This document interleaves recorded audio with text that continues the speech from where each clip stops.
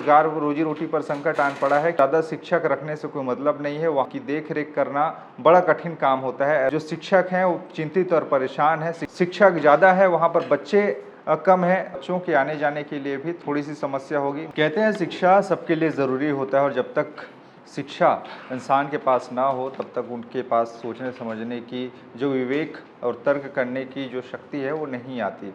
और इसको लेकर अब सरकारें काफ़ी ज़्यादा प्रयास कर रही है और शिक्षा का अधिकार चूँकि हमारे देश में है, हर बच्चे तक शिक्षा पहुँचे, वो भी निःशुल्क उनके पास हो, इसके लिए लगातार शासन प्रशासन स्तर पर काम जारी है और हर बच्चे तक शिक्षा हो, हर परिवार के घर में कम से कम शिक्षा से कोई वंचित ना रहे, इसको लेकर प्रयास किए जा रहे हैं। लेकिन अब ताज़ा मामला छत्तीसगढ़ से एक बार फिर से युक्तियुक्तकरण को लेकर सामने आ रहा है, जहां पर सरकार ने कह दिया, प्रशासन ने कह दिया है कि युक्तियुक्तकरण किया जाएगा और उसके लिए डेट भी, टाइम टेबल भी जारी कर दिए गए हैं। यानी कि 7 तारीख से, यानी कि 7 मई से लेके 25 मई तक का डेट जारी किया गया है, जिसमें युक्तियुक्तकरण के लिए चिन्हांकित किया जाएगा। यानी कि जिन जिन स्कूलों में दर्ज संख्या कम है, यानी कि जैसे मान के चलिए कि किसी स्कूल में बच्चों की संख्या कम है और वहाँ पर पढ़ाने वाले टीचर्स ज़्यादा हैं, तो उस जो स्कूल है उसी के, मान के चलिए प्राइमरी स्कूल है तो किसी नज़दीक के ही प्राइमरी स्कूल में उसका मर्ज किया जाएगा और वहाँ पर जो शिक्षक हैं उनको किसी दूसरे जगह पर पदस्थापना वहाँ पर उसकी की जाएगी। ऐसे करके जो युक्तियुक्तकरण का जो पूरा का पूरा एक माहौल पिछले साल बना था और सरकार ने 2 अगस्त को एक लेटर भी जारी कर दिया था कि युक्तियुक्तकरण किया जाएगा, उसको लेके अब फिर से एक बार चर्चा है और इसे लेकर अब आशंकित और परेशान कुछ शिक्षक हैं, क्योंकि उनको लेकर उनको अंदेशा है, संशय बना हुआ है कि अब उनका क्या होगा। चूँकि जिन स्कूलों में वो पदस्थ हैं, अब उन स्कूलों से शायद हो सकता है कि उनको दूसरे स्कूलों में पढ़ाने जाना पड़ सकता है। और सरकार का कहना है कि इस मामले में कि जहाँ पर बच्चे कम हैं वहाँ पर ज़्यादा शिक्षक रखने से कोई मतलब नहीं है, वहाँ पर संचालन करना, उनकी देख रेख करना बड़ा कठिन काम होता है। ऐसे में उन स्कूलों को अब नज़दीक के ही प्राइमरी स्कूल या फिर जिस स्तर का वो स्कूल है उसमें मर्ज किया जाएगा और जो शिक्षक हैं उसके लिए उनको अलग से पदस्थापना उनकी की जाएगी। यानी कि शिक्षकों के युक्तियुक्तकरण को लेकर 15 मई से लेके 10 जून तक का तारीख बताया गया है कि 10 जून तक, 15 मई से लेके 10 जून तक के उनके जो जितने भी काम हैं उनको देखा जाएगा। यानी कि कहाँ कहाँ कितने कितने शिक्षक हैं इसका एक लिस्ट जारी किया जाएगा और इसके लिए कलेक्टर को भी आदेश जारी किए गए हैं, जिला शिक्षा अधिकारियों को भी आदेश जारी कर दिए गए हैं। अब इसी को लेकर चर्चा है और कई सारे जो शिक्षक हैं वो चिंतित और परेशान हैं। शिक्षक संघ भी इसको लेकर नाराज़गी जता रहा है। पिछले दिनों, यानी कि जब पिछले बार ये मामला सामने आया था कि युक्तियुक्तकरण होगा, उसके बाद में बहुत सारे शिक्षक संगठनों ने इसका विरोध जताया और जो डीएड बीएड करके बैठे हैं उन लोगों ने भी इसका विरोध जताया कि जहाँ जहाँ स्कूलें हैं वहाँ पर उनको हो सकता है आने वाले समय में जब शिक्षक भर्ती आएगी तो उसमें उनको जगह मिलेगा, लेकिन जब स्कूल ही कम हो जाएंगे तो फिर ऐसे में टीचर्स की तादाद भी घट जाएगी। तो ऐसे में उनको भी अपने रोज़गार का जो संशय है, जो परेशानियां हैं वो अब दिखने लगी है कि आखिर होगा क्या। अब इसमें 2 तरह की बातें हैं। चूँकि अब स्कूल का अगर युक्तियुक्तकरण होता है, ऐसे बहुत सारे छत्तीसगढ़ में स्कूल है जहाँ पर टीचर्स ज़्यादा हैं लेकिन बच्चे दर्ज संख्या वहाँ की कम है और जहाँ पर बच्चे ज़्यादा हैं वहाँ पर टीचर्स कम है। तो इसके हिसाब से अब एक नया फॉर्मूला बनाने की कोशिश सरकार करेगी, प्रशासन करेगी और उसके स्तर पर अब नई कार्रवाई की जाएगी।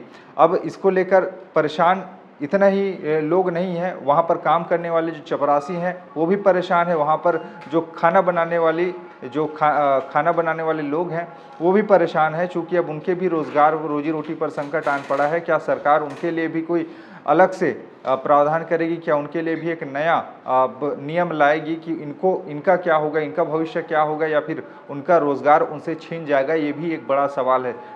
टीचरों के युक्तियुक्तकरण को लेकर तो बातें हो रही हैं कि उनका जो पदस्थापना है दूसरी जगह किया जाएगा, लेकिन जो वहाँ पर काम करने वाले चपरासी हैं, जो वहाँ पर काम करने वाले खाना बनाने वाले जो महिला है, पुरुष हैं, अब उनको कहाँ पर उनके रोज़गार रहेंगे, ये एक बड़ा सवाल है। इसी को लेकर संशय की स्थिति बना हुआ है। अब चूँकि प्रशासनिक स्तर पर अब लेटर जारी कर दिया गया है महानदी भवन की ओर से कि ये तारीख में इस डेट में पूरे के पूरे काम करने होंगे। अब इसी को लेकर चर्चा है, चूँकि अब शिक्षक भर्ती को लेकर भी काफ़ी ज़्यादा चर्चाएँ थी और ऐसे में हमारे पूरे छत्तीसगढ़ में लाखों जो स्कूलें हैं वो हैं और ऐसे में वहाँ पे बहुत सारे स्कूलों में शिक्षक की कमी है।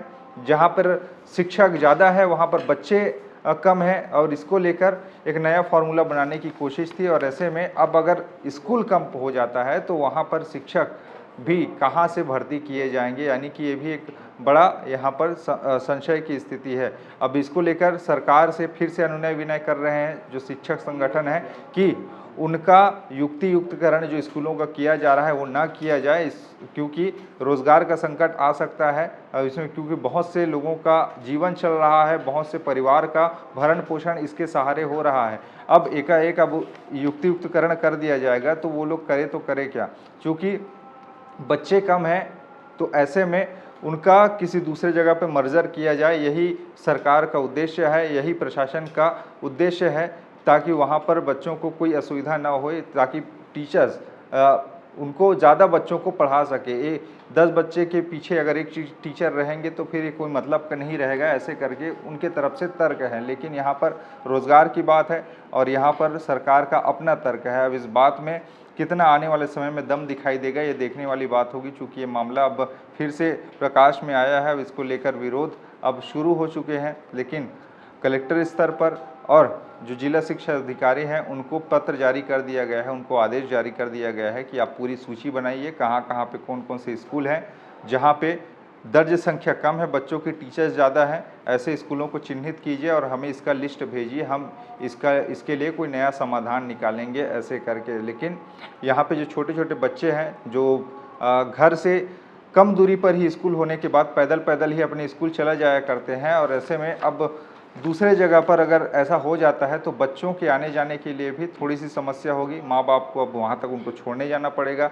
ऐसे करके अब एक नया तरीके से बच्चों के लिए भी बातें सामने आ रही है कि वो बच्चे क्या करेंगे जब दूर दराज में स्कूल हो जाएगा, तो वो कैसे आएंगे जाएंगे, क्योंकि हमेशा माँ बाप उनको लाने ले जाने के लिए तो उपलब्ध रहेंगे नहीं। तो गांव में अगर स्कूल हो जाता है, नज़दीक में स्कूल हो जाता है तो बच्चे आज चले जाते हैं दोस्तों के साथ घुल मिलकर, लेकिन जब दूर ही हो जाएगा वो स्कूल ही बंद हो जाएगा जो जहाँ पर वो पढ़ रहे थे कम दर्ज संख्या का हवाला देके, तो अब उनका भविष्य क्या होगा और वो लोग कैसे आएंगे जाएंगे, इसको लेकर भी अब माँ बाप परेशान हैं, या फिर कहिए शिक्षक, या फिर जो जहाँ पर पढ़ रहे हैं जहाँ पे कम शिक्षक हैं वो गांव के लोग अब परेशान हैं। अब इस मामले में आगे क्या होगा ये देखने वाली बात होगी, क्योंकि टाइम टेबल फिक्स कर दिया गया है कि 7 तारीख से यानी कि 7 मई से 25 मई तक का स्कूलों का युक्तियुक्तकरण किया जाएगा। इसके बाद 15 मई से लेके 10 जून तक का जो शिक्षक हैं वहाँ पर जो पदस्थ हैं उनका युक्तियुक्तकरण किया जाएगा। खैर, इस पूरे मामले पर विचार आपके क्या है नीचे बताइएगा, क्योंकि मामला थोड़ा सा अब उलझ चुका है। अब आदेश भी जारी हो चुके हैं, अब परीक्षा टल चुका है, परीक्षा का समय था इसलिए ऐसे कोई आदेश जारी नहीं किया गया था। तो अब गर्मी की छुट्टी लग गई है, पढ़ाई लिखाई अभी हो नहीं रहा, तो ऐसे में युक्तियुक्तकरण करना अब प्रशासन और शासन के लिए एक सही मौका दिखाई दिया और इसके कारण अब यहाँ पर युक्तियुक्तकरण का फैसला लिया गया है। अपने विचार नीचे कमेंट में बताइएगा। बाकी खबरें और भी है जिसके लिए बने रहिए छत्तीसगढ़ के साथ में। नमस्कार।